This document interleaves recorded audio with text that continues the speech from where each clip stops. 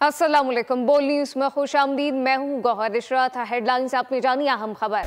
भारतीय सिफारतकारी मुहिम की आलमी सतह पर नाकामी। मोदी के बयानिए को दुनिया के किसी मुल्क ने लिफ्ट नहीं कराई। इस तरह नरेंद्र मोदी की मल्टी अलायंस पॉलिसी धरी की धरी रह गई है।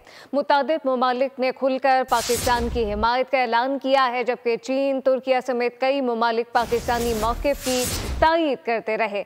भारतीय सिफारतकारी मुहिम की आलमी सतह पर नाकामी हुई है। मोदी के बयानिए को दुनिया के किसी मुल्क ने लिफ्ट नहीं कराई, किसी ने कबूल नहीं किया। इस तरह नरेंद्र मोदी की मल्टी अलायंस पॉलिसी धरी की धरी रह गई।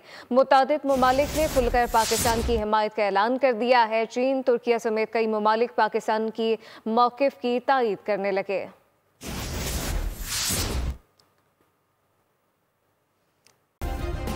सब्सक्राइब करें और बेल दबाएं ताकि कोई खबर रह न जाए।